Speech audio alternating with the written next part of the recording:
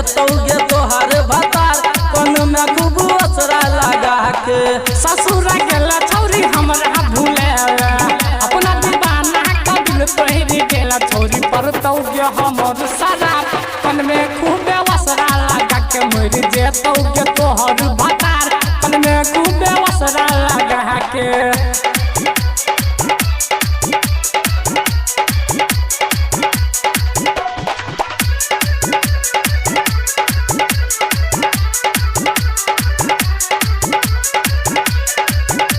Presented by Nancy Films and Music, Gandhra Chowk. सोचल सपनमा में आगिया लगेला शीशा के जैसन गे दिल तोड़ गेला। सोचल सपनमा में लगिया लगेला शीशा के जैसन गे दिल तोड़ गेला।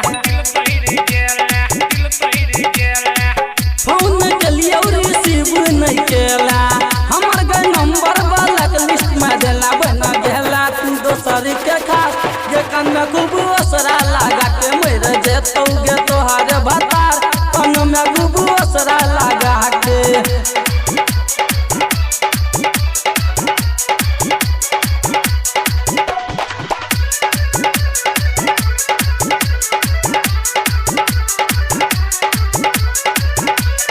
Presented by Nancy Films and Music, Gandhra Chowk.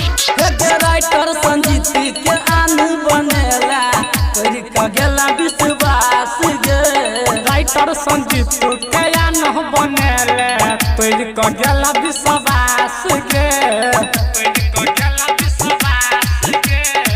गायक दिन के अपन बनेला कमलेश रमेश के बहुते रुलेला चोरी पर तो गे ओकर सारा कन में खूब असरा लगा के मोर जेतौ गे तोहर भतार कन में छौरी असरा लगा के।